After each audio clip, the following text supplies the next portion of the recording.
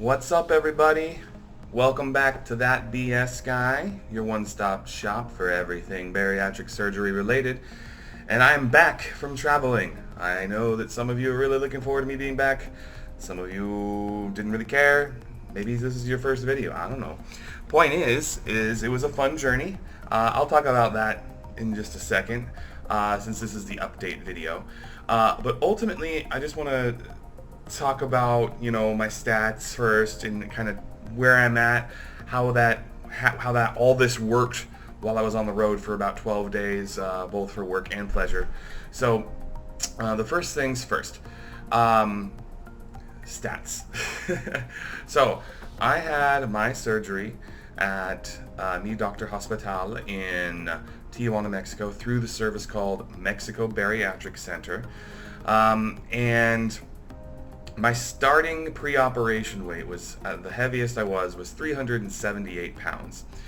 And then after the pre-operation diet and preparation and all that fun stuff, I got my weight down to be around 363 pounds. So my official weigh-in was today, and it's kind of fluxing right now. I think it's a little lower than what I'm about to report, but I like to highball a little bit just to kind of make sure. So remember, now this is a 2-week time period. So the last video that you previously watched, was 2 weeks ago. So this is 2 weeks worth of weight loss on this one video. And so now I am right at 280 pounds. Okay, so that is 98 pounds lost so far. So next video, I am hoping will be the Century Club video, where I at least get to that 100-pound mark and begin the hard part of pushing towards that BMI weight. So, which for me, I think would be anywhere sub 215 would be pretty good. I mean, I'm a pretty thick dude in general, and I don't know if I'm ever going to be skinny small, but I think I can be healthy small or smaller. So that's what I'm going for. Now, with that being said, this last 2 weeks, some of it was a struggle. Like, I spent the first part in Las Vegas, and then in California with family, and then in Arizona the week after. So the consistent theme throughout this was figuring out what to eat. I'm lucky in the fact that when I do travel, my business pays for my meals, and so I'm not as concerned with how to maximize your effectiveness and what to order and all of that stuff like that. I will say that in general, that if you can find a place that serves soups, like good soups, you're good to go. But I mean, I had at the hotel I was staying at, because I was staying near or on the strip, they had like a Thai food place, and I went and got some pad Thai, and I could eat out of this huge bowl that they gave me. I could eat maybe, just a sliver of it. Gave me enough to feel good. So one thing about staying on the strip is that they don't have refrigerators, and so it was a big process, because I had to take that bucket of ice, clear a little space in there, and stick a protein shake in there. Which, by the way, I don't know if I've said this enough, but protein shakes, along with the vitamin supplements for this particular surgery, go really far. So I can take one protein shake and not feel hungry for at least 2 to 3 hours, and supplementally eat smaller portions of food. I may do a video on like exactly what I've been eating and exactly like how I've been structuring my normal weeks. I didn't think it would be that beneficial for some of you, because I am a traveler and I'm not doing the normal meal prep stuff. So I'm hoping that I'll have someone else on here that talks about some of those things for normal people. But for those of you who might be traveling or what have you, you might get a kick out of it. Now, I've also gotten a few comments about showing comparison pictures. So I did pull up a few pictures that kind of exhibited how much larger I was back then.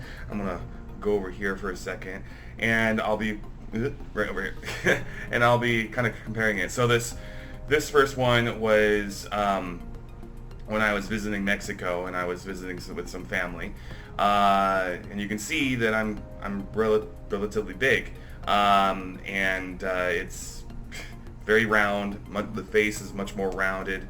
And then the second one, also right around the same weight stage, was when I was at a taco festival down in California, and I was just standing in line. And my friend took a picture of me, and you know. I at one point thought that that was a good picture, but in hindsight, it's not. And then this last picture, this last picture is of just me this last weekend. And I took a picture with my cousin, and I posted this on my social media, and people went freaking nuts over it. First of all, I would like to say that it's a very, very good angle. You know, I have big arms in general, so that plus, you know, just the angle really makes me look better than I think I really do at the moment. But hey, as you know, that's an unedited, that's an actual picture of me, just jeans and a t-shirt, just having fun, having good times. And I think it's important to realize that it's not all about the pounds. It's about your transformation too. And I wanted to kind of mention also clothes sizes today.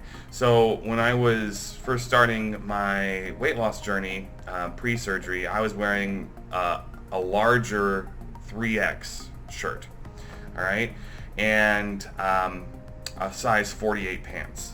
Okay, so almost 50 inches around my waist. Big guy, all right. Now I am fitting very comfortably in the 2X shirts, and then even some XL shirts are fitting really, really well as well. And then my pants, I can now fit solidly into a 38-inch waistline. So I went from 48 to 38, and so like 10 sizes, or whatever you want to call it, 10 jump, you know, whatever. It goes by 2, so it's really only 5 sizes, but whatever. and 2 shirt sizes down. And I think that I'm, and those XL shirts, mind you, this is an XL shirt, and I'll stand up and I'll kind of show you what I'm talking about. Sorry, this is a double X shirt. So those double X shirts are fitting very, very loose on me, to the point where I don't think they're starting to not look good. But I'm also a little thick for the XL stuff right now. But I'm going to stand up here and I'm going to show you what I mean. So this shirt was really, really tight on me when I first started wearing it.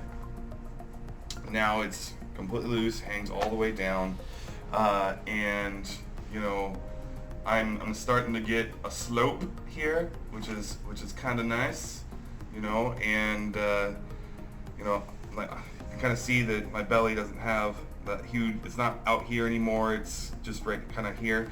So all of these things are really good in terms of, you know, how to fit clothing. I love the fact that I can actually go shopping at a regular clothing store and, you know, buy something if I wanted to, because they actually have sizes that fit me.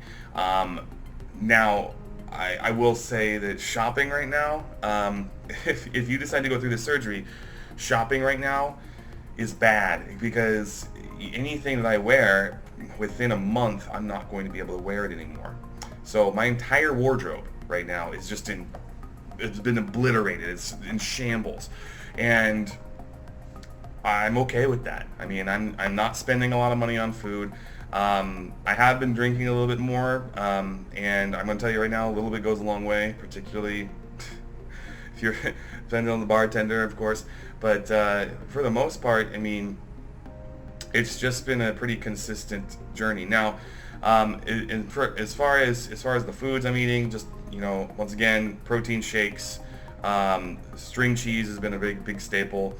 Premier Protein, 30 grams of protein. I drink at least 2 of those a day.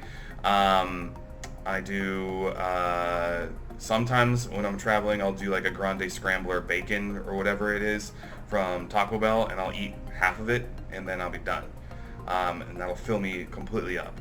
If I get a bigger burrito than that somewhere, I'll chop it up into thirds and eat it over a course of time. And speaking of which, I just want to also mention that the surgery is not ever an I win button, and you can really eat crappy food. And I was in a situation this last weekend where the only restaurant was a pizza parlor. I'm not going to name brands on here, but it's a pizza parlor. This pizza parlor is nationally known, but it's also known for having pizzas already made, ready to pick up, and having really low quality pizza. So I wasn't really excited to go there, but I just went in there and got whatever they already had made because it was like 10:30 at night, and I was hungry, and I knew I was only going to eat maybe like one slice or two. And I ate 3/4 of one slice and about a half of another one, and the parts I ate were the parts with the cheese and the meat and stuff like that. I didn't eat the crust. But I felt like total crap as soon as I got done eating that, because for the most part, I've been eating, healthy fats, and high protein, and all that grease that was attached to this food. I mean, it tasted good. Don't get me wrong. I mean, pizza's pizza, and for all intents and purposes. But I found I just started feeling awful because apparently I was burning really clean, and I just inserted something into my body that was definitely not clean. So I'm not a big fan of pizza. I mean, that's really weird for me to say. I'm sure if I had a lighter pizza or a healthier variety of pizza, that would be better. But in terms of my diet, I mean, I'm in soups like clam chowders and things like that. Those have been great. Just high protein, high fat for me. So and 0 to no sugar. I mean, the least amount of sugar you can. I have been having to take a lot more acid pills as I've been doing this, because I've been drinking a little bit more coffee from this traveling, and coffee is very acidic as well. I've also moved away from, while I'm doing the alcohol thing, doing anything with limes in it, because those are very good, make you have heartburn as well. And so I found that when I moved away from that and went to like a vodka regular water with like 2 spritzes of cranberry juice, that tastes fine. It's strong enough in the cranberry taste to be okay. The water kind of dilutes out some of that sugar. The vodka already has some sugar in it, so just kind of be mindful of that. But I mean, ultimately, it's really what you guys make of it. It's your own journey. The ebb and flow of your life is really dependent upon you and what you want to make of it. If you don't want to drink anymore after you get the surgery, you don't have to. That's not a thing. You don't have to do any of those things. But for me, since I'm young, or youngish, and I'm still single and I'm just trying to be social, I think it's really important that you do find some give and take with what you want to do. One thing that I'm going to end on here that I highly advocate is sticking to the liquid eat liquid rule, meaning no liquids 30 minutes before, no liquids during, and no liquids 30 minutes after, roughly, whenever you decide to eat anything solid. It's very, very difficult for a lot of times, and I will sometimes push the boundaries up to like 15 minutes or 10 minutes, not 10, around 15 minutes for the part after, once I know that I'm not hungry anymore. The key is not during, because that will flush things through you pretty quick, and it'll make you feel like you're not as hungry. And so you want to make sure that you absolutely do not drink liquids while you're eating. So 98 pounds, guys. 98 pounds.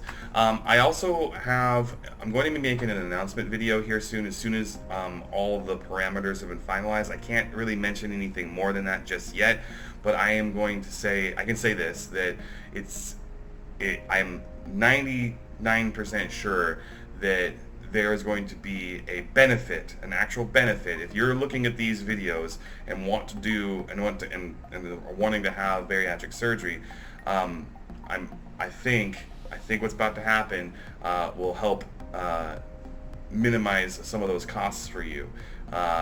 through some partnerships and what have you that I'm working on. So I want to give back to this community because other people's videos has helped me when I was looking at this, and I'm hoping that my videos will still do that. With that being said, the only way that these videos, this channel can grow is if you like and subscribe. So please, please, please, if you're watching this and you have not liked and subscribed yet, please do that. Subscribing is such a huge component of this. I have around 66 subscribers. We want to get at least above 100 and then hopefully get above 1,000 at some point just to kind of drive this forward. And one thing I will ask, that if you know anybody that is looking for weight loss options in the surgery areas, feel free to send them my channel. Like, go ahead and share my channel with them. You know, I'm accessible on Twitter. I respond very quickly to comments that you leave below. I want to be very proactive when it comes down to any questions that you guys have. So once again, thank you so much for watching this video. Like and subscribe if you haven't done it, and I will see you in the next one. Have a good one. Bye-bye, guys.